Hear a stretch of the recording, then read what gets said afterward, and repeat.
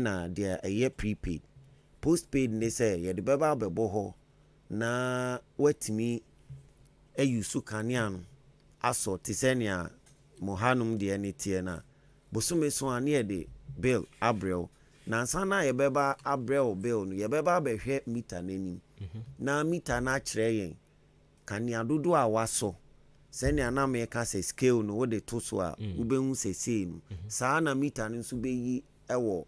mfoni animu a kire yen se nipa na so akodu sei enti no yenya bill sei yemfam brand. Okay. Na eno eye first one. Ena prepaid eno no de eye kwan a ye de ba eno no akoye se ubedi kan edi bibi ato ho ansa waso kanea no. Nti difference kakra ewo mu no. Nti prepaid ni ye be ma ho kwan ansa na obeso kanea no ye de kanea na ba ofie. Ye di meter na ba bebo ho ama. Okay. Me den na maso kanea no. Aji se uwo deposit eda ho ansa wetimi aso kanea no. Ena dia odo beto ho bia no so senia nsusunye ne tie no. Efidie na nkasa be susun se ni awusoi ni pay e wo so otua 5 cedis. Ni awusoi e wo se otua 3 cedis. Na sika ode to ho no esape na abo nkaye no asan akoto foforo. Nsusun ya e wo postpaid any prepaid no mu. Na ya chimano. All right, Matthias, enti na mame nko marketing ho no mo na ono so mfa bi entoa so. Enti marketing sisi ya no communication ami atiase se ensonso ye ne se baako uyusu wi anu akotua baako de wo se ukokotua nsa na wa yusu. Na eno na sisi ya mode ba no but say ye hwe yen enclave ha no mo a dodo no ano ase akoya kuafo madwuma a omo ye no ene nsesaya a mo pese mo di bayi piloting bi be koso ansa ana mo de maboa mo ho a mo beje agum saa yo me da se ma me fa kwenye so na me nchia atifo a wotie wo odam patem ase you can prepare that Eastern region baby a hweso no enye ahane first place I di prepayment akọ me no ka say offer Eastern region a eye kofrodua eye the regional capital honne wo meters do drop a wo meters be say 94,000 za kru ni nyina no obia eyisu prepaid uyi kofodua fi onum a okọ achimtafo a utafo kokrantumi honsu nyina no prepaid uyi ho fi onum a okọ nkokọ a honsu nyina prepaid. Okay. Uyi ho fi a okọ chebi a honsu nyina prepaid me no ka say eye si akwa ene esikam nyina edi fasage masi nyina no ko enyinam bo prepaid ewo ho uyi honsu fi ona basu huma honsu ye bo prepaid. Enti odan nye the first place a electricity yakase bia edi prepayment eba. Se me kaka ni ye kra na eya fi 2019 sabre na electricity ye call concession no nanka ye start prepaid o ha se prekope e ma ye hu nhyiemu e wo Methodist Hall. I choose baby to say Jamaica na ho na nanka ye de hyase sabre no nti odan nye new to prepaid ne mo afi na ye implement prepaid no e wo dan patemase na ye hyase a se ne o ka se kuafo ni we no ye hyase mfi eye nkrunkumem ye hyase a baby a ye prepaid bia no ye di fi baby a district no ya ka se ho na ye ECG ye district headquarters no e ho ene ye di fi enti ye hyase kra na electricity ye beze ye ne se yanka se ye adwuma wo electricity nyina kra no obiara wo meter wo electricity bia wekese wo honom okay bu me be se eduesia no obiara wo meter e be se no first na if you want my contractor say no ye adwuma nyina so ya se mo meters e dia ko prepaid ye wo mo from bonded cashiers wona ogigi scama ye no so ti odan kroma se nko ade a ono so ye be sesa ne meter e dia ma no ansakra ansa ne yate esi chrome meter readers ono so read meters ma nyina no won so die nyina no ye besesa no ansakra ansa na yate esi eye customers na ankasa so na ye de meters na ko enti nye ade a ehu ananse bibi a beka se we di ade na mode board na ya na de bia me de ye mfato ho na no me ko eye esi akwa ekoye ncheche ni hia nipa be sa hanan efa prepaid ho na me kan ma me ba kwa asem o soro be kan ni se muhu ya nka mo sha ase entem isan se enkofo bi be too good me nka se galamsi enkofo be too good on patem wa na ibiti ni fie wa bebɔ kagu ho yi agya ho ene woko CCS aka no abɛyɛ ɔno fie ru no ɛka ka woko ɔse be ni fie mienu na wasi aka ɔbaako nso wɔgye mita ɛyɛ deɛ na yenuanom MP fo boa DC fo boa 7 members boa na baby ɛmɛ no nso nipa no betena wɔ na bill ma yenti no wasɔ kanea na guso ama atra bɛ sɛ 3000 units afi ni yɛ nkonta de ne bill e de abrɛ no sɛ nipa kron so betena teacher ni no watuko nyamde kan be si so ne sɛ eto de bia ya na nipa bebre no yɛ de prepaid ko ba bia okeka nsɛm bibra sansɛm no enim na mo media megitum sɛ koba sɛ prepaid ekopie bro no bi si kopie kro bi so a eboa yɛn a yɛyɛ fieru afo a enkanka iwo fie adi bia ma han na yɛ ne din da mita ne so adi yɛ adwuma no ebeboa yɛn yie ade nti na meka sa obia ni hɔ no ma obeyi su prepayment meter na otu fie no kɔ a obeka sɛ meko no megya okateku da amasempoa ɛwɔ so nemum sɛ yɛ ɛyɛ dear friend say postpaid meter bia so bi betena ufie na otu afifie hɔ na ɔkɔ a nneɛma mienu na ɔde begya ho sɛ wanya ɔdan ka nkasa obegya kane aka esan sɛ CCA meter sɛ didi dwuma no ene die yasɔ a bosom isu ye ya September atwam yi afei ne ye ho nwoma na ye de aba eno kra ye ɔkane a de de ba CCA no ɛyɛ ɔkane a wosɔ no ɛyɛ August ne ye ba ya ba be fa de wasɔ September no ɛde akɔ titam bia no bonze nipa no bosom mienu ka edinanim endu anya tenan bia ɔte asomase na ɔbɛtena ofie na ɔkɔ na ɔbɛka sɛ ominim sɛ bosom mienu bill ho akatua di manim intimidi gya ofie ru ana otu pay say kim abɛyɛ oka ɛde aba bɛda hɔ no ya na yɛn customers yi okɔtena yɛ office on ma yɔba bebre ba ɛna mi reading no menteme ho ase meter reader na reading yɛ nim kra na ɔpɛ sɛ ɔde hyɛ meter ɔno aso nka ne akra no na ɔpɛ sɛ ɔde hyɛ meter reader no ɛnei sɛ yɛde prepayment ba ne yɛde bɛbɔ hɔ no ma ade a friend meter reading menyame bill yama estimated bill menteme ho ase yabe me wrongful disconnection menim sɛ me ka wrongful disconnection ate ase obi okra bia no atua nsika bi baby a na reflect ɛwɔ your system ne so bonse sɛ nipa no reflect yenti no ne yagyinam ne yɛde akɔ akodum ne kanea saa ha oni nyina atimi ba ɛwɔ abra ye use kanea ye meter no ɛyɛ postpaid nyame ncha de CCS a prepaid ba only disconnection to nkwanta amapai only reconnection fee to nkwanta amapai only meter reader wa be complain say meter reader no ba ofie kura wan chiaw no saa nhyehyɛ ni nyina no atwam o meter na wa nkasa kura se na minhu ani na obeka se meter reader na twa bi agum no ayɛ nse no saa ha oni nyina betwam empo watua kanea ka bi wa beka se metua no month we di obitimi ba ba gye ho akyinye a media metua ye ne de a reflect no saa ha oni nyina no prepayment ba atwam dia na meta kanso biem ne se abra prepayment abafie no ɛda nneɛma bi nso adi a postpaid entimi nda na di ɛde asɛm na meka sɛ yɛmfa ne sa wɔ prepayment meter ebu fie no ɔmso mu tie anopai bia watena nkran watena kofodua na sɛ baabi a prepayment wɔ no ya na ye use postpaid meter to de bia ebe na wire ne kra wo defect be nam sɛ wo de abosome so na meter reader ne be ready na de ɔsɔ ye ne de ho nkonta bronti no ya na customers ne bebre no emfo mo ni hwe hɔ demom sie ma prepayment meter na prepayment meter ne wo function etimi detect sɛ ebia leakages ɛwɔ wire ne mu enti hwe ho dwuma ne di no ɛboa wo customer no emebi amre bi kuro betwam bi abere na kanea wutua no na bi a efa meter ni ma reading ne de ba de ba na bi nyunugu na untimi ya meta de me am ho ye mfato ho eja ma ye me sisi kakra me ka sisi a mabom kububu eja me tim kakra okofodua na first na me ti obi fie wo eya techim okay ena nyame ya adoma me ye me di wi na me gi me meter kobo ho no prepare me meter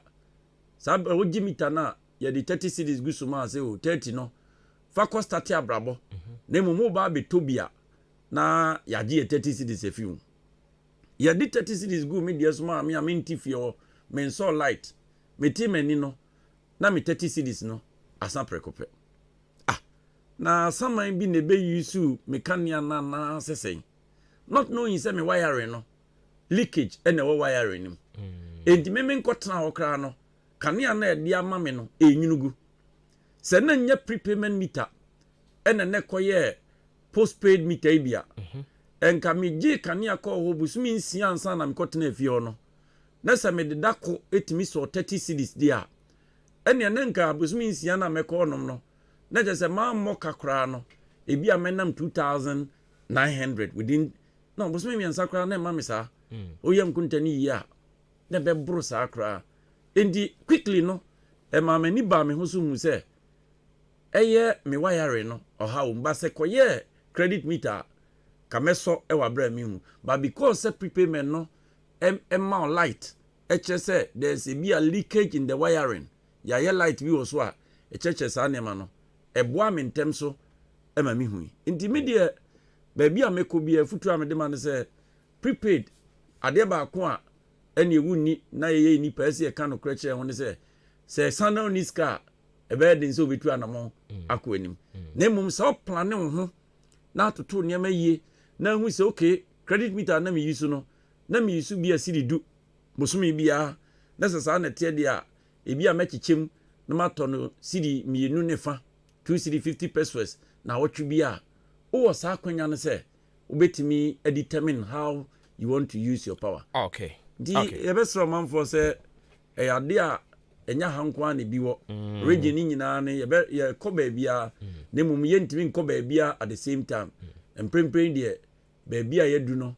oda na ye share prepayment ase eno kwa nya oda nyina da ko pe ne ye jase ye be ne kakra kra ko pem se be cover eye oda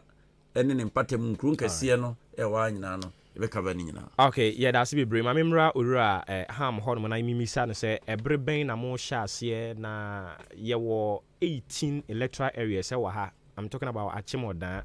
Ehemfo na modo mo sha ase na sen na ebeye mpo. Mo sisa me meter no na mo de bo hwa na ma sha ase etua. Ana say ebetiki time kakra. Sen na ebisifa. Akono any team adaro ma mo hwe enima mu ho no ma memfa we ntwam kakra na fe mensan emra okay nyame adoma bosumi nko na wiye de ye what we call survey your bibi a friend pre-installation survey e was see etimi refie bia mu na ye hwe meter wo honom ye kan meter dodo e wo honom esan se ye de prepaid ne ba ye nka se na meter ba ko na we ofio ndi ye de miensan be bo ha ma ba ko na wo ha ba ko na ye besesa e de ama mienu na wo ha mienu na besesa e de ama endi ye wa resem se bosumi be ko na wiye de na san hihye ni nyina no ye wi a ye hyase ne abo meters no ye hyase abo meters no e de afin kwantanum eye ofa ba bi a Shell filling station wo that's why Shell Shell filling station ne wo no a de fa police station patem wo e de kosro akopie hospital ho no ho ni nyina no e wo one plot a ye hyase e de afi ho no but se ne medi nka aka no et se staff no mwom contractors o mwom meter readers o mwom no de enam so mo nyina ni sa block nim ni nti no ana se plot nim nti no o mo de ne de ebi betimi afi plot nim na wakobi a emfanse obi be ko Gorgesburg ana so obi be ko Old Town because ebi e ho na your staff no te a e ho na ye de be ko eno ne mo staff o mo masi o mo dan ana se de rented dan so rented dan a no wo meter e wo ho no no use dia e wo se ye di bi boma no na ono nso eyusu bi se ne be ya ono nso betimi aka ho asem e de akira foforo se me rent meter no ye nipa be 4 ne ye share by virtue say we adwuma wo ECG nti ye be sesan ye de bi electricity ya na de ne se ye staff bia no ye try se be bi oti bia no ye be ma no meter se ne be ya ye be monitor ne se ono okọ field ko ka che obi so ntua ne bill no nso tua ne bill and most of our staff and no mu dig man nyina no obia no e won meter e ho ba bia ote and e be sesa e de amom ti omo de ne de enkofra te se ba bia ya yisi ye hwesisi no enkoye honom afi nso ye hwe ne se te se wona wa betua won kane aka ye onipa bi be se de ko 100 a watua won kane aka nenka wo ba beji kane a na se mo postpaid nanam se Odan has been declared as a prepayment zone no ya ne se safo no nso nyina na watua won sika sisi e wo twen se ye bo meter samo no safo ni nyina nso no ye be mo eye prepayment meter ne mo de bi kura no anwe ya na a extend ye fi bi esanse bi a obi efi achiase abe apply meter ye man prepaid ni bi adenti ne ye man wa achiase prepaid na de ma no wankasa can buy your credit on your phone nko hia se e wo se wo faka eko ba bi se okwa akoto ndi bi obi e wa achiase a wa be apply for meter obi wo fo ase a ono do abe apply for new service as we speak there se nipa chronology so se okanipa 100 no na ba bi owo no telephone network e wo ho a otimi ye call there se nipa chrono onchen so se ono so ebenya prepayment meter okay matimi da se papa ora Abraham Lincoln na no CCC ya no ye betfo en komo bone so me pacho afi na do feed na to ha no ma no ahye ne nso se eye ahenkan maache eno na wuguso a wo etie no ma ye mfa se dama boafo nte sa ye nwie interview we no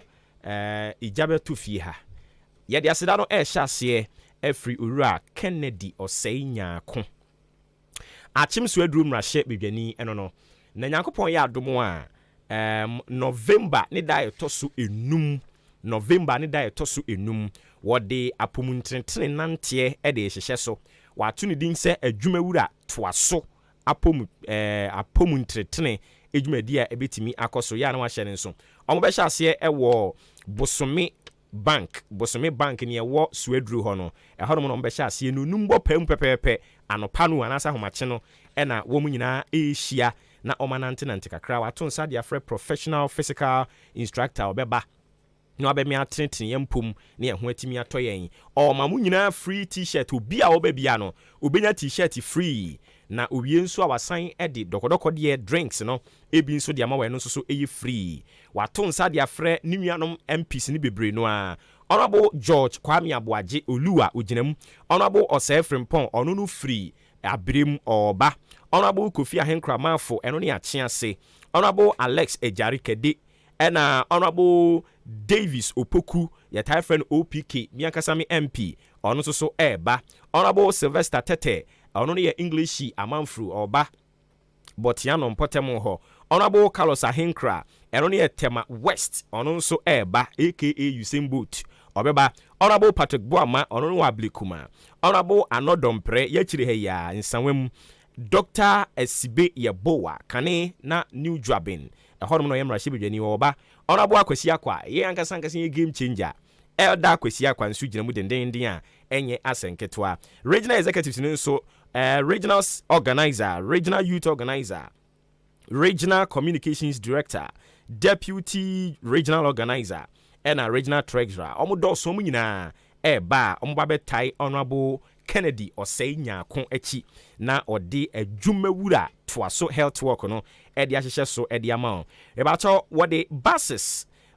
ebesisi miaye nti bebia wo free babia no ode bus ne befa wo enye nante aketo o we ne ye nante a nipa ne gi bum na omu nyina akwakotai owura Kennedy Osei nyaako adwumawura echi na watoaso hye ne nso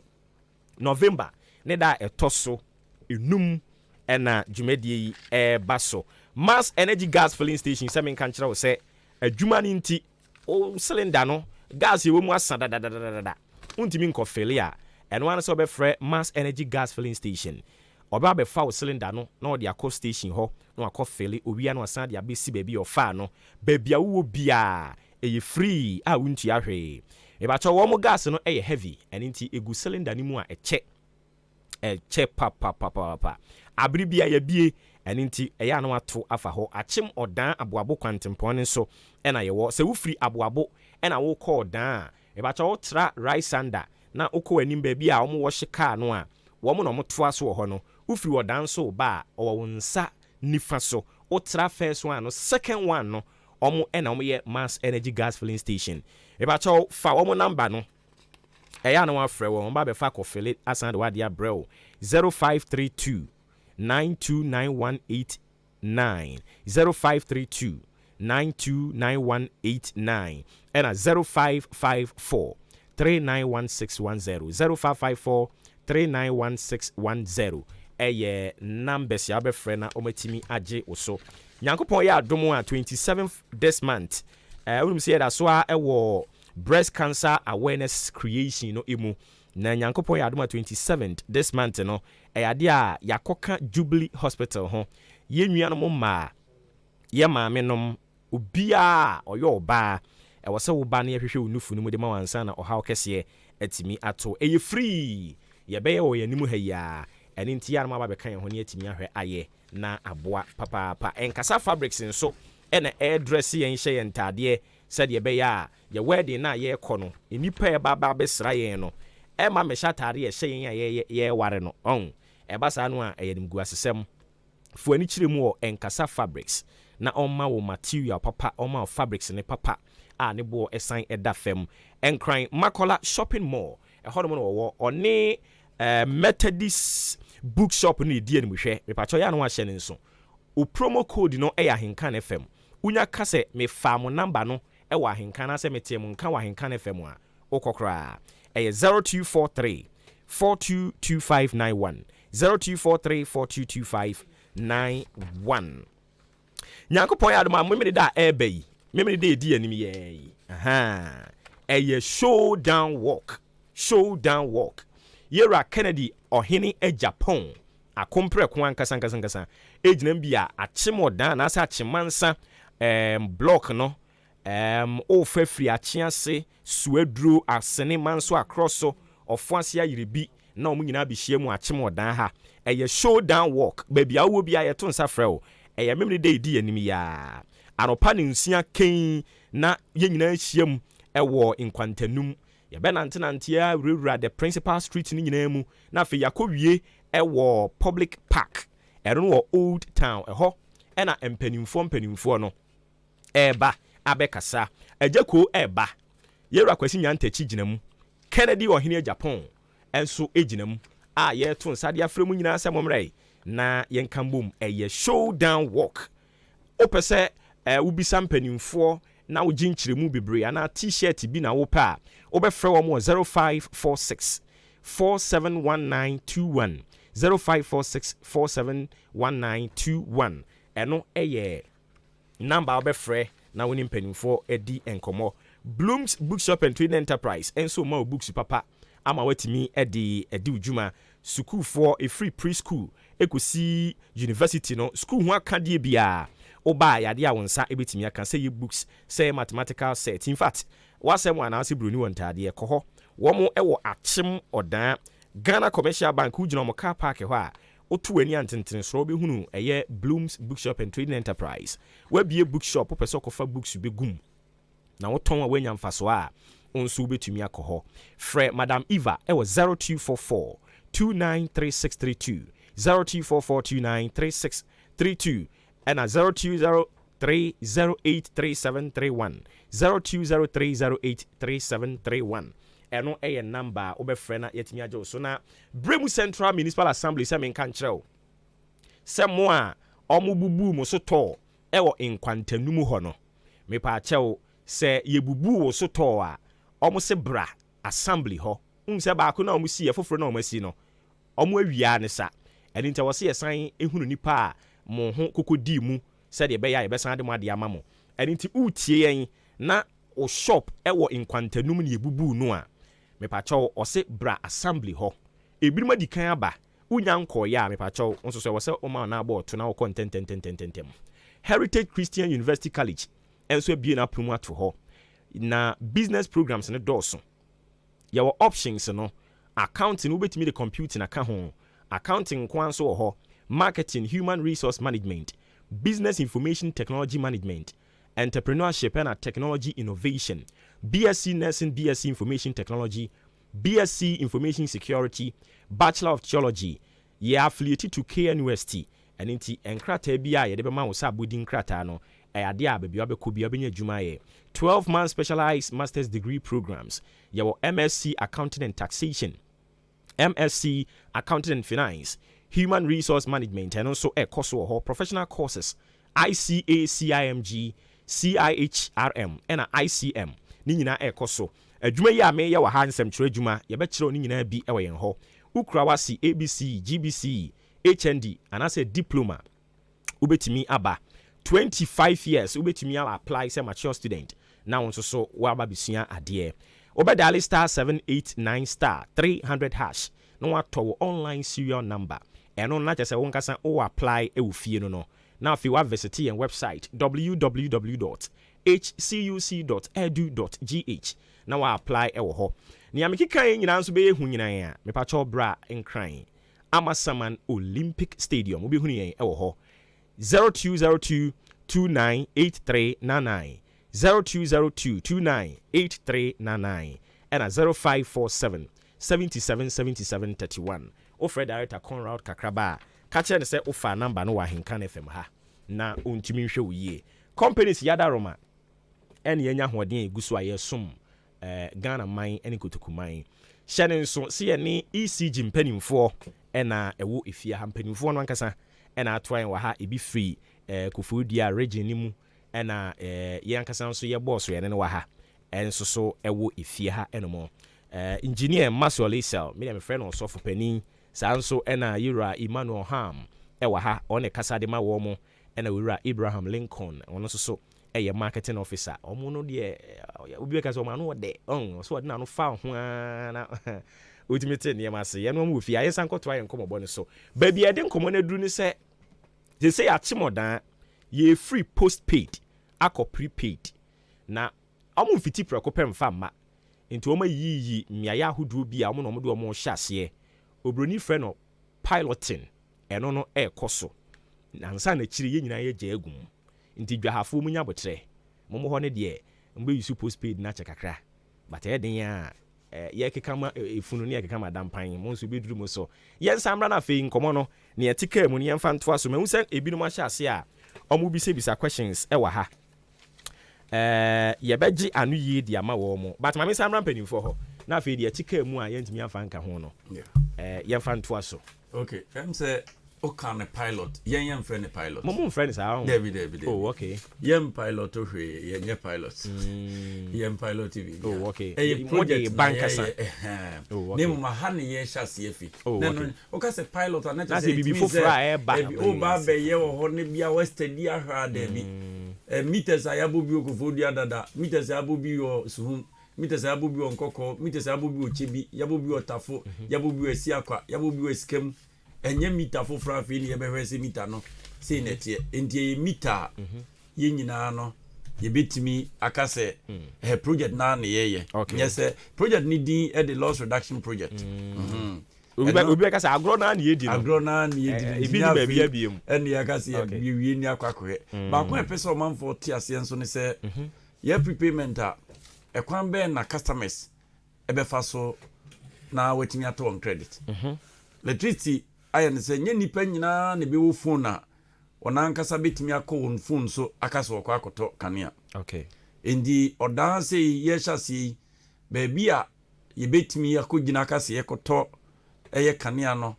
ba bia ye nyina ye wo da yinim ba bia friend bogati bogati honom no ye betimi agina akasa ye to kanea ho sanso ne ye be station eye vending station ba konso Old Town okay na ebi obi oben ho nso no wato bi yankase office nso so do sika ne to telephone so ewie ti se de sisi enkrofo kokotua bel nemu mo kwa won sika no ewo won phone so ansa na yetimi asave no so obi wo ba bi ebebo sa mita bi na se koba so no ankase ntimi nto won phone so na ontimi nko vending station e bogati wa na so ontimi nko eye Old Town o akwanya nso se yen office no because your office no proximity to baby adwuma no your office no so ben pa and no an say o pese oto o kan ye nya boma wi na pese oto o kan ya o buy your office on ma o ba na sika no telephone so a ni aboa na wato na de akogu so de ani kan so ne say oto a yɛayɛ ne such a way sɛ ɛwɔ sɛ wotɔ no atu faa na ɛkɔ ne kɔgu mita ne so ɛwɔ abrɛ a omrɛ sɛ wokɔdu ne mɛgu mita ne nso so a receipt na yɛde bɛma no yɛwɔ adeɛ bi wɔ so yɛfrɛ no token ɛyɛ 20 digit number ɛno ane sɛ wobɛbɔ ɛde agu ɛyɛ mita ne so wobɛgu so wie pa a na abɔ enter pa a wobɛnya akanea yɛahyɛ wei ase nipa bɔmfoɔ nso asɔre ade nti na meka saa ebinom astate kora keka kyerɛ nkurɔfoɔ sɛ wodeɛ ma miska na mɛsesa de ama first yɛbɛsesa mita no a deɛ pɛ sɛ ɔmanfoɔ nyinaa nte aseɛ ne sɛ yɛanyi sika mita no wowɔ mita dada ɛne yɛbɛyi dada no ne yɛde prepayment mita de abɔ ma wo ɛnsɛ sɛ wotua taku da amasɛmpoa ɛde ma obi ahoma ɛde bɛyɛ adwuma mita na ɛde bɔ interface na ɛka ho no nyinaa no electricity ɛna afa ho ka enti contractor ne deɛ ne se asoma no efia sɛ mita 9 na ɛwɔ hɔ ɔnsesɛ mita 9 no ɛmfa mmɔ baabi a ne bɔ no sɛ wɔ soro a ɔmfa mmra fam kakra sɛnea ɛbɛyɛ a nipa no bɛtumi ɛne mita no adi nsawɔsoɔ ida sɛ ɔyusu deɛ ɛfrɛ no interface anaasɛ UI no ɛde adi nsawɔsoɔ enti mɛma obi ma wo fie mɛdaadaa sɛ ɔsiisia meters na ɔmde ba no sɛ wopɛ wo deɛ ntɛm deɛ a ɛwɔ sɛ wotua dama taku sempo a ansa ne yɛde mita no ma ɛba saa deɛ a na nipa korɔ no kwanbɔne so ɛna ɔde wo ɛfa na mmom deɛ wɔ sɛ yɛhyɛ ne nso biem so ne sɛ yɛnyɛ use postpaid meter no nyinaa no electricity bɛ design form a so obɛdu fie a na yɛmfa sɛ ɔbɛɛ no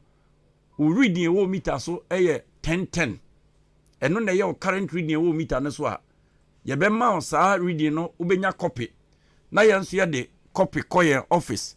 ne yɛtumi de akɔyɛ bill ɛwɔ meter dadaa no so na wayi ka no ɛde afi hɔ ne yɛyɛ na yɛyɛ ni sɛ kɔba sɛ nka yɛhwɛ sɛ obi a ɔwɔ postpaid meter biara no credit meter ne bibiara no kɔ bɛtumi koraa no ɛyi ne ka fi ansa na yɛbɛbɔ meter no ma no na nka deɛ bɛkam no bɛyɛ bia ne last bill a yɛde bɛma no bɛ obi wɔ abɛkɔ no na ka ɛwɔ so so nti electricity yɛ ne sɛ ba saa yɛhyɛ dɔ yɛ encourage sɛ nka tua ne nyinaa prɛko pɛ baabi a nipa na ntumi antua ne nyinaa prɛko pɛ saa berɛ no a yɛbɛhyɛ dɔ ka na aka no ɛde ama no na ɔbɛtɔ kanea no bi a na watenti yɛmfa nsɛ bi a akyekyɛm bosome 9 na de ama wa bosome bia no ba ne yɛ sɛ wobɛyi fie hɔ no na wabɛyi afie hɔ ba me deɛ mɛtu ɔmanfoɔfo sɛ saa berɛ yi a yɛtumi akyerɛm sɛ fi nkwantanum ɛfa police station anim wɔ hotel ne hɔ a de fa bempɔma akwan so de kɔ soro hospital hɔ nom side no sɛ wowɔ within this area na yɛhyɛ aseɛ wɔ hɔ no deɛ a ka wobɛtumi yes wobɛtumi a na nka wayi wo kane aka no deɛ wɔ hɔ no ɛde afi hɔ sɛ ama estimated bill now any challenge whatsoever wo de bra office yɛne wobɛtena ase ne ayɛ nkonta sɛ yɛnya hu reading na ɛwɔ meter no so pa a yɛne wobɛtena ase ne ayɛ nkonta na deɛ asi ɛyi fim biara yɛbɛyi afim sɛ wo so na ɛsɛ wodeɛ na ɛde ama no sua na ɛsɛ yɛde bi ka ho a yɛde bɛka ho sɛ na deɛ ɛde ma no yɛ pɛpɛɛpɛ ɛna wontua yɛ bɛtufo sɛ ko ne kɔyi saa aka no nyinaa fi hɔ nom mesrɛ ɛsiane sɛ nyɛ sɛ yɛtu meter no apɛ na woka bi ade no yɛde akyɛw ɛne deɛ electricity yɛnka sɛ yɛde akyɛw wobɛtua ɛde afi hɔ nom nti ɛwɔ sɛ ɔmanfoɔ no ɛhyɛ ne nso saa ɛde ma me okay mate yɛwura Ibrahim wobɛhome so kakra ɛde ama me mame ɛnwehyi wei no afei yɛntoa so ɔse a glorious happy birthday going out to you Naomi Asenso CEO First Event Consult Ghana osan ɛyɛ lecturer ɛwɔ SDA Nursing and Midwifery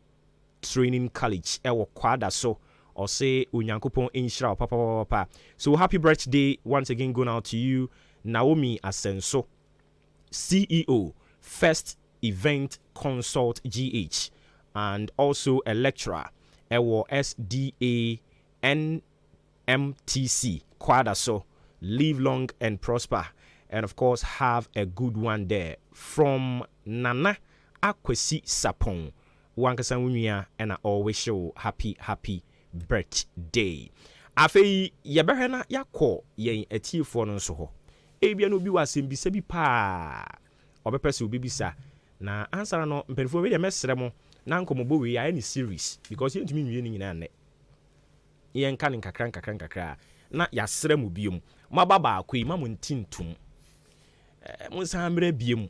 nti ye boso saa na afie nyina ya te ye ho ase yedim sɛ mo bɛyɛ ne saa pɛpɛɛpɛ. All right, nti bacho wotie yɛn na so wɔ asɛm bi sɛ bi fa nkomo ba bi ye didi aduru sisi yɛ ho a 0201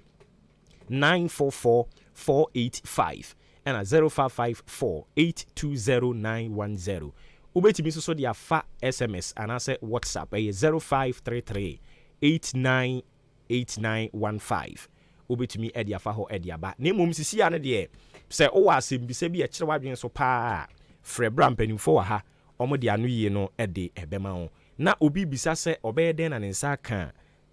meter no ebi, but I think say why explain ya ma wate ase say mo hya ase free baby ɛna mo de akɔ baby nti nye say mo 15 prekope no a na mo kɔ manim na chance for nso nyina ba bɛka ho bi ɔn o hwem dia all the political district a yewo ɛwɔ ha sei no ɔmo nyina ne bɛka ba nti manso bɛba bɛka ho asene bɛba bɛka ho aboabo de sɛ mo de mo ne odan bom nti mo de ne kura nti mo fim wo fa swedra ɛka ho o fast word stretch na kupie achease a ɛka ba ni nyina ntimi nkɔ prekope endi ye hyase afioda ye ku anim no mpani betoto ne ma yie na edum pempenso ɛsɛ ye triata ba mu ne ye kɔ other places na ɛno so ye bɛkɔ ho. All right, ma me say call away e ba to din we bi akase free mpacho kem na na ngase ti bompae mpacho intio mpacho na ka pese mi sa se si amia rent da no so so mba na ye ti bia ye benya bia na. Okay, wa try to hold ya no ye be ma why Akere yeah da se bebre enti obi say so mo rent dan no ono anka san epi bia na wudimi nsan ofie wura ho nka ko ono be ko ye hye ne se ya na to de bia nkrofo ko gimita no de ondi ato so say postpaid o say prepaid o wo de ondi ato so so to obi fie a sisi ye mra na de ye adwuma ne mo wakwanya e ma wa anka samfa odin entu mita so e wo se fie wura ni din ene to so mpempi ya ne basa nipa na itu afifi o se mi 2 mita no me de ko ba bia me de ko enya nsa. All right, nti ye besre mpacho my emfa we nso mpacho din be akase free MPA Jansala nkase free atuma bo abo chairman intio o ba really me da ma ase ne eduma pa moye na me bi sa wa de ye ti ma age ye te ne so ne ebia me akasa no me abo mita o mi fi o obo wa enso so on be se fra o mu wi ya kan sen ni na e se bia mi 20 day ma ada eno no me fra na kan ho no ye ra me de. Oh, okay. Just a meet an intimate ready. Sana person or chere. Good. Okay. Or the anu ye de bema ye da se bebre because we tie 0201944485 and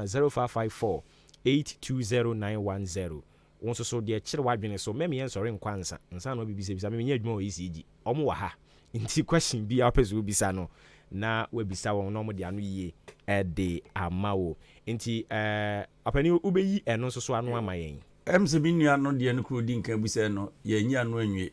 na ono se ena me fa we nka ho ne nya me nka e wa to di me bia so kasa free Ba to bo ba man ko ni nyama ho ade taxi driver enya wa ho ade yentie we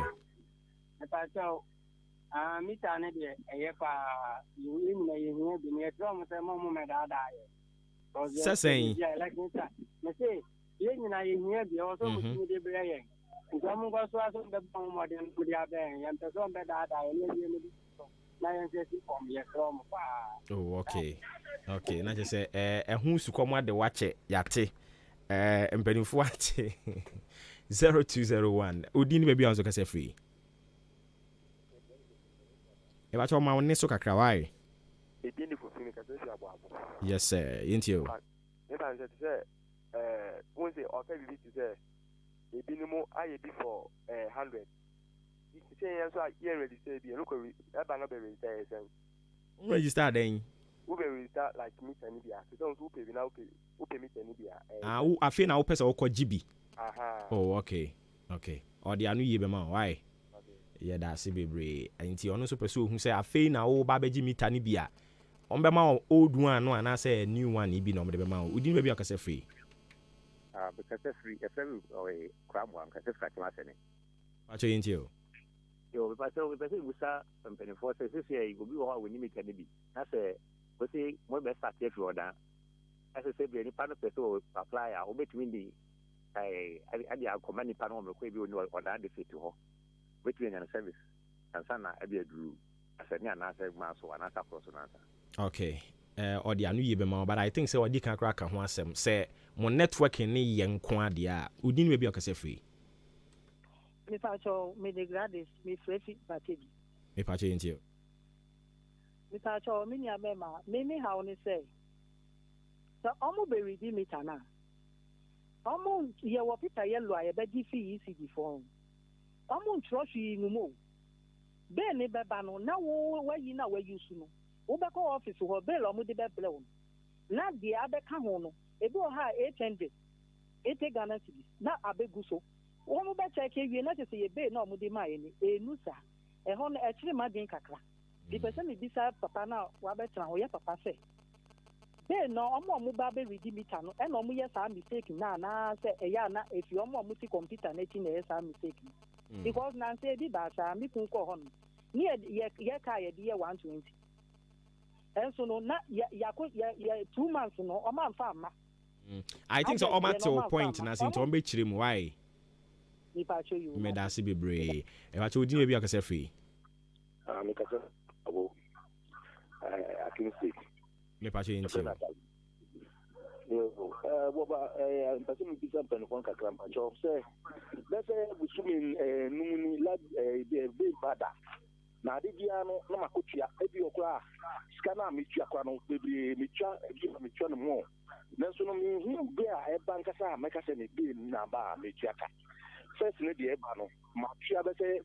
burusu be say 3 times na me de tua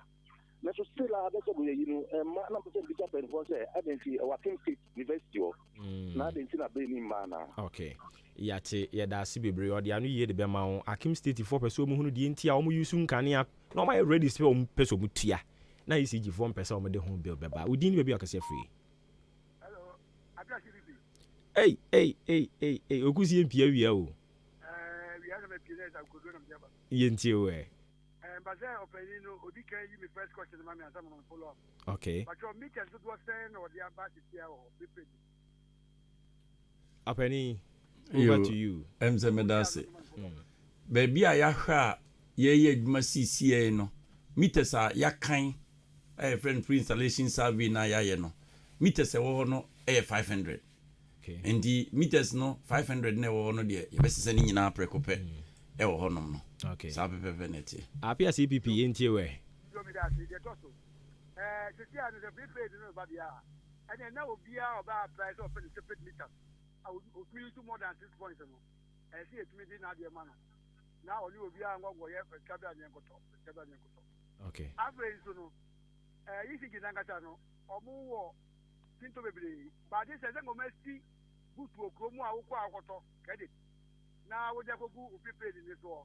na o mesta te next dey we dada if you say one man gata usual service of the my strategies in kwa o strategies yedu ni aso ye na so hwe wo de ka ne wo ko yeti wo minim edu so dia yedu na no announcement eti omo ye adwuma no antana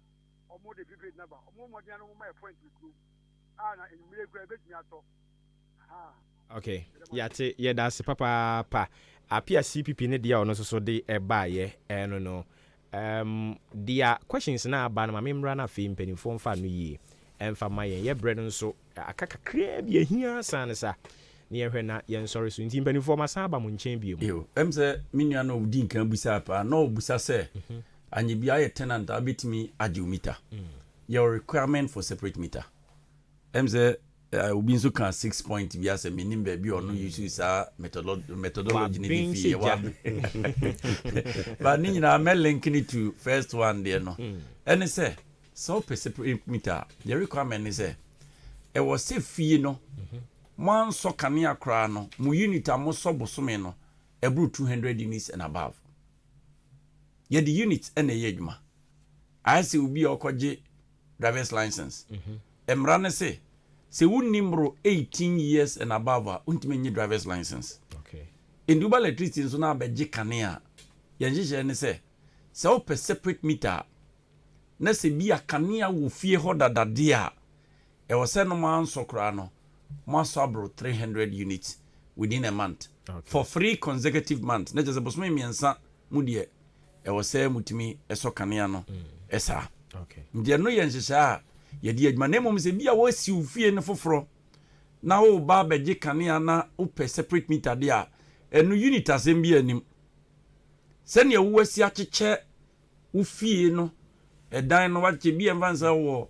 2 bedrooms apartment be say 5. Na so wasi no foforo na beje kanea. Sa bre ne emusa se unit sen na ope. Na waso. Na mom oba na ka ho ebekwa akohwe. So wa ye fie ni nyina na miti a standard na se miti a standard na ya hweso na ye de aboa se ne be ya obetimi enya kanea. And that is the difference between the 2 separate meters. Okay. Foforo no de ye man street. But that ne de o unit requirement e was say we meet ansa na ya ma. All right. Ye nyo free fie aboabo. Meter no ka no na je say ye de ye nuanom assembly members MP DC yomboama yen kan politician nyom meter ankasa but omoboa they facilitate it na ba enti ye no bi na oka no sa ni meter type ni nyina no si edu ba bi na bi wo honom a yinim kwan be fa so okay ye be hu reading na wo so no ye be mo nipa kro no so ahu na se mpo si ye be tu a ya man de friend flat rate ebuo bi a obehwe so na odi etu ansa na yetu ni de foforo na eden prepaid no abo e de ama no e ba sa ne betena se ni a chense unit a waso wo meter ne so ni ye de bunkunta e sidi apem endi sa unity no gina so sei na hweso na fatua enti e no nso e ya de a ye di hu duma ye nua man ko ye guy pa we ya pe so taxi driver am so aba ben pipin o se mi e ma me dada me nyini se ye be ka se ye be dada obia e wa bra se na wankasa wo kan emre bi ye se ba na ete kodaye me migitum pa sa bre no mu an ye de call concession no na em se one of the company na ono so pese oye prepaid ni bi ona no e be ya hade no oka concession for no but when timi enwi ni ntie ba sa no em se otida kakra sisi e de metimi aka sisu dua se ene ya akra sa henkan ka se mensesa ni meter mana ebe du Friday na ngam dia ba bebo ya bi ahadi munya botire David dia ba bebo ama no okay edi enyewe ena madinka ka sisu dua se se meter ba ko ne wo fie ho a meter ba ko na na ebesesa okay e dia ma ndie nkoye se ebi a meter ba ko fie ne ebe adi nu aba bebo ho no ye garbage in garbage out die wo ho nei ene ye hweso e dia ma ne mum ye de bo wie na se bia mo amu yisu doso na mo pese separate meter na e ho requirement no eno so ho e na me di tu dwa se obi busa se anyi bia so abe opese obe apply kanea o wasene asene ye wo network perfect network ho no endi se obe apply kanea ne dia onka mu sie ma no postpaid meter okay because odani nyina has been declared as prepayment zone okay endi obi obeba be apply kanea so ofi manso ofi across ofi asia yiribi baby obefi baby ha se no odan de ni kosi chia okay ngi fi chia ba nyina famu ba nyina ifi akinkansu ba nyina ifi akote ba nyina no baby obe apply kanea bi afi bia no se ekoba se network connectivity o no papa de a na ze se nipa kro no ye be ma no prepaid emodi digma wo honom ye ma me ofree fi batabi metina sem na se eni se first na nke yellow card ehye meter ho emprempre no yellow card no ye na dia be show ne nso ato ne from ayi no na tete be ko na kurawe da bia yellow card ne nso mu odu kura chan bill no eni the production ne wosoro cc dia ya ne se ye mfa yellow card ne nhye hobi okay se ba se ye be renew meter na meter reader ne du fia anka on throw reading na wo meter ne so no emfa nto bill ne so emfa ma ba sa ne me nyina akra no dodo na no be brase se ye call prepaid obi the question by say prepaid ya na mpesa mo de banti na mo share da be frustrating crowd for with estimation so ba form we would have seen how mo so ni soro ne David meka se ye din kan be di san komo we ha se last year mo hacke into your system no ema yinya frustration kakra e wo billing nim oya na nipa ni bidiema ni bidiaba ni bidiema te say the ofrefi Achim State College e bidiema na in the city I introduce new software ya de billing. Okay. Timi no ka say software na de billing no different from the old version no. Na bibia no ya ye load meters about 4.5 million. E ho adwuma de kakra. Enti na ama estimation no abem. Na se bia mu se bia kronto yem fa prepaid ni nko ba bia e wo down district ase. Na sa estimation ye kan enyo dan kwa Ghana fa na nyina ba bia electricity ehwe bia no. For the past June, July, August, September, yama estimation, but September bill ebe no. You bet me aka say, be the estimate be short but a near consumption. Okay. Because you be far reading no. Ehun say be Ahenkan say be from 1st to 10th, must be 100 units. Not just say they be almost 10 units. In this year estimation kramawa. You begin out the first 10 days, the end almost 100 units. So, near the escalating is some the 10 days, I saw a year 100 units there, and 30 days, number so 300 units. Okay. It could be right or near perfection. It be a differences, but yeah, calendar bill, no, we see estimation as part of the calendar bill because at any point in time, no, yen to me, Kabosumi so,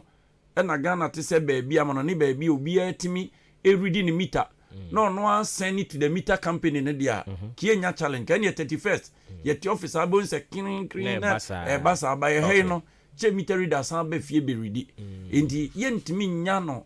actuals going forward every time. But ye be based on the projection of your first consumption till the time a meter reader be born no. Near the no so or the 5 days I saw 5 units there. Any day be also one. In the Bosome no, obeso 15 units. All right. Yeah, the IS Ankunta no. Okay. Now we about baby I on top prepaid. Na me ba ho no so. Say na me ka ye ma me owo bata bi de no say yesre no estimation no nyo no enyo mo ho nko ha. Ba higusu aye ye ho adwuma. Anope ya bills no ye hu say de aba no ya sesa enema bibre wo so a medmedi say wona obi nyom bills this month no wona kuma ebeto won yam. All right. Ba bi ebeto no medinkan si studio ase bogati honom no ye be gina vending station ba ko ho ye de ba ko be ko old office old town and ye de ba ko so be ba yen office no ye nkwantenum office na wo no ye de ba ko be ho ye de advance ye pon no numbre na bogati de ono betimi aton amade ache de wo old town no so betimi aton amade ache because omo de no ye private vending station ba bia prepayment wo bia no enim se ko fodua ne odna tafo chebi suhum nkoko sabia nyina no vending stations ewo ho private vending stations no de won pon no num te se de ye pon no bi nanso mpo de abeka homa na ye de ne se ene wan ka se kita phone se yam phone se ye tomatoes phone se ye smartphone na pesa talk ania eno ane so be boss star 226 hash ananso be download ECG power app no ewo phone so entimpo se okọ na bogati ka sa button wapon a wa wo dam paso a obetimi ato kania preko. Okay mate ye da se bebre ye bre no awie du nti me ba mpanifo na obi ade nsem witwato e de amayen na afi asan pedad biem ne asan ba se na me kan no mo nkomo no doson yentimi mfa ne nkan nyina awie Eja Abraham de man nkasa bi mu abre edi mame nko ira Emmanuel ho na me mewie wo sofo ho yo meka se prepayment ade a eba eboa bibri enti customers no ye no mo kasa ewo ho empempi no oben se ya te use prepaid obenya advantage bibri baby wo ho a ti said ya be disconnection exercise say balance ye be disconnect wa also tia reconnection fee edimai na we de ebo fia ebi ni hosa nti advantages na ye wono ba kono no what I say nti to prepaid sana we ni sika na da sum na wo sika no akoto akugu so no akoto ego okay all right na mesro man for say omuma omaninda ho na ECG ankasa na beba ufie na waba bɛyɛ saa sawe we yɛyɛ ne yɛsesa na yɛne wobɛdi nkɔmmɔ ansa sɛ sikatua bi anim ɛna ɛdu baabi a ɔmo ba bɛbɔ no a contractor no ɛbɛfrɛ wo na me nua Abraham ɛka contractor no bɛfrɛ wo sɛ money direction ɛmbra wo fie nti ɛdu hɔ na sɛ obi ɛfrɛ a ɛyɛ na ɛnam sɛ yɛakɔka sɛ nipa bɔnefoɔ bi aba kurom no nti obi bɛyɛ n'adwene sɛ obi pɛ sɛ ɔyɛ ne bukata nti sɛ ɔfrɛ na sɛ obisa direction sɛ mepɛ kwan aba wo fie na mabɛduru ha yɛba abɛsesa wo mita no wowɔ he ɔnka sika asɛm biara ɛnna ɔhu sɛ nipa ne ba bɛyɛ adwuma nti amanfoɔ nhyɛ saa alright obi bisa sɛ obi bɛtumi ayɛ private vendor sɛ bi a meme wɔ hɔ mepɛ sɛ me nso mebɛtɔn prepaid obɛtumi aba abɛyɛ private vendor sɛ yɛhwɛ requirement na sɛ omiti standards na ɛwɔ sɛ onya nneɔma bi ɛwɔ ne fie ansa yɛtumi ama ɛna yɛhwɛ distance nso a ɔne ada wei no ɛwɔ mu ntam a ɔtumi miti standard ne nko adeɛ a yɛbɛma no ho kwan ama no ayɛ vendor yɛda se ɔsɔfo wadaromafo yɛwie ɛdeɛ nkɔmmɔdɛ no ayɛdɛ na mmerɛ no so ayɛ tia deɛ meka ka ho a ne sɛ prepayment no yɛ abɛɛfo kwan a sisi a yɛfa so de susu nkanea no wokɔ app no so a ɛtumi kyerɛ wo everyday wo consumption nti sɛ 15 units ɛna woyusu a day a ɛtumi ma wo sɛ ɛnra woyusu sei ɛnɛ woyusu sei last week woyusu sei ma wo bibia ma woahu sɛ consumption no ɛno ano no ɛna meka so aka ho sɛ prepaid deɛ am sɛ obiara yɛ prepaid koraa dada na electricity na ayɛ sɛ afei na yɛtwa toɔ wɔ ɔdan ha because wokɔtɔ fuel egu car no akɔtɔ foforɔ ɛyɛ prepaid credit a wo use wɔ phone so ne nyinaa yɛ prepaid nti abrabɔ no ayɛ sɛ abrabɔ no nyinaa yɛ prepaid dada nti ɛnyɛ bibi foforɔ a yɛyɛ alright yɛda ase papaapa nti sɛdeɛ ɛkaeɛ no ɛwɔ mu a na masan aba ne asan ate asi akyerɛ di ho nkɔmmɔ anɔpɛ yɛ ne yɛtiefoɔ da ase papaapa ɛne nkɔmmɔba a mo ne yɛn aba abɛbɔ yɛbɛda mo ase na afei yɛde dwumadie no nso de asi ɛyi yɛne yɛnkɔ yi